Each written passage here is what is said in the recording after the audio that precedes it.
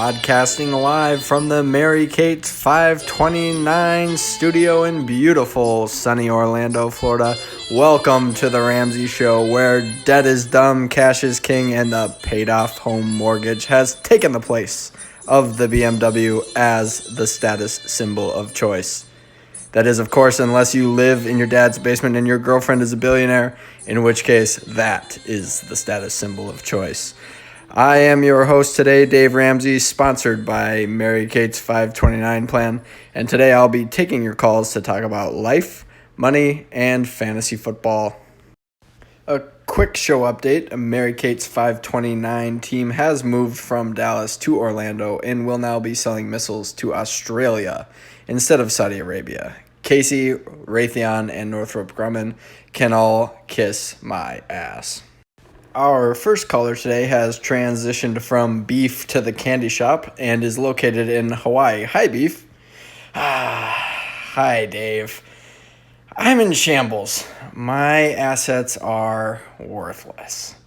I spent $41 on Aaron Jones, $36 on James Conner, $24 on David Montgomery, and $15 on Cortland Sutton, and I have nothing left.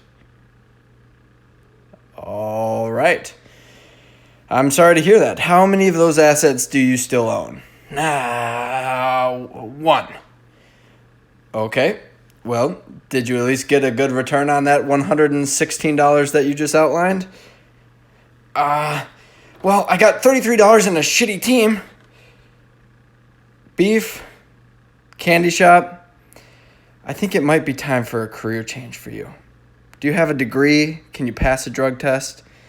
Well, I did attend a 4-year college for 4 years, and I am able to make the result of a drug test yield a pass result.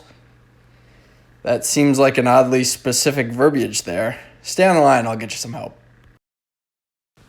All right, our next caller is The Process.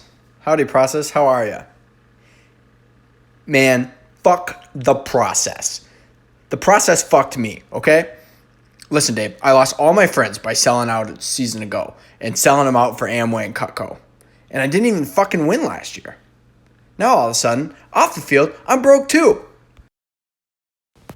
All right, Process. Well, I'm sorry to hear about that, but it sounds like you're kind of an asshole. Any idea why you're broke? No idea. Any recent life changes? Marriage, children?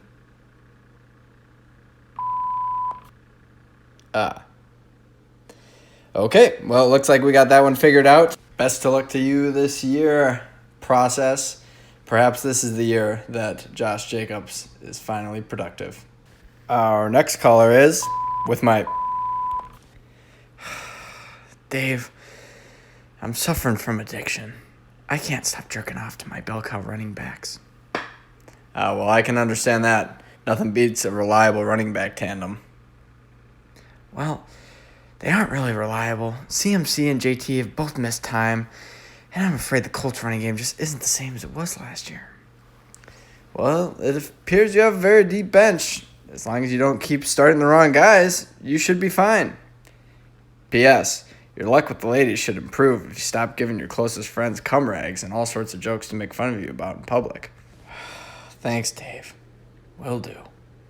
Our next caller is the no longer mediocre, now mighty Melonheads, led by a best-looking coach, Pete Wheeler himself. Hey, Pete. Hey, Tom. Hey, Dave. I'm really struggling. I've been searching everywhere, and I can't seem to find my first loss.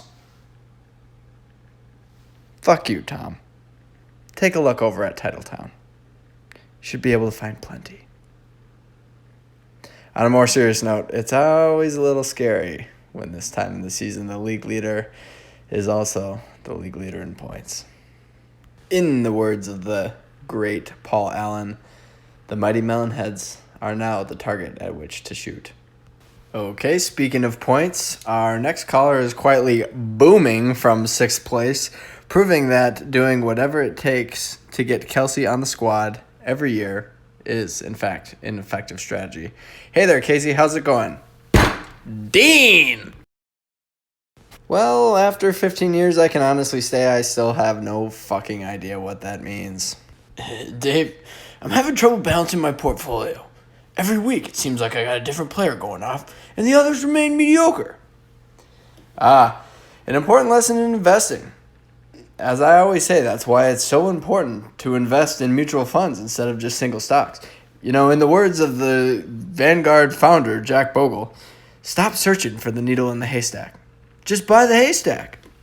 You, my friend, have a solid bale of hay. All right, and speaking of people I haven't talked to in 15 years, our next caller is Zach Leardahl. Hi, Zach. How are you? And who are you taking advantage of this year? Well, Pittman, Brady, and Hunt for Amon-Ra and Derek Carr. Gabe Davis for Dallas Goedert. Irv Smith for Kyler Murray. And Wilson for Debo. Okay, understood. Sounds like you aren't taking advantage of the group. Just Jack. Yes, sir. Well, it appears you've constructed a formidable team using the tried and true 4 transactions a week strategy. I guess we'll see you in the playoffs. Okay, our next caller is Patrick from Colorado. Hi, Patrick.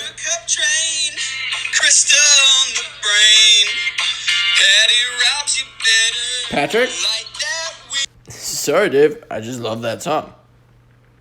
Okay, what can we do for you today? Hey, Dave, no question for me. Just more of an observation. Being commissioner has really taught me that fantasy football is way easier when you just give a fuck. Well, Patrick, life in general is, buddy. Give it a shot. You'll see.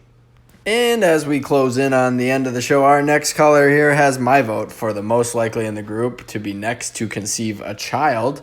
Hey, Jordan. Dave, my portfolio is boom or bust. How can I diversify? Well, it appears that the Jaguars-Jets trade has made your team valuable in places that you aren't going to use. Let's start there. Well, my money sign ETN stock is going through the roof. What should I do? Well, first you need to take your phone and block Zach Leardahl. Then you need to sell high on Etienne and Robinson before the world finds out that both will live forever in mediocrity and never do anything. Well, gee whiz. Thanks, Dave. Our last caller of the day is calling from a basement in Chanhassen, Minnesota, and missed last year's hunting trip to go shopping with his girlfriend. Michael, are you with us?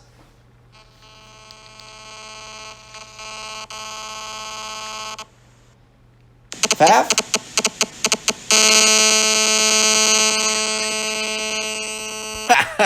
Hey, Dave, it's great to be on the show. Almost missed you there. Hey, listen, I missed out on the greatest bull market in the century, and now I'm afraid to get in on the market. Any advice? Well, millions of people try to time the market, and only a handful succeed. The vast majority of wealthy people invest steadily over time. Oh, okay. So go ahead and sell my team for next year's draft? I'm not sure you understand what I'm saying. Why don't you hang on for a second?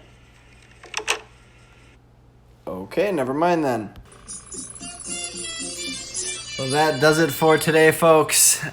Quick reminder that although I may be a cheap ass and listen to Dave Ramsey on long car rides with my wife and children, I want everyone to know that the $265 I spend every year to be a part of this group chat is by far the best money. Good night.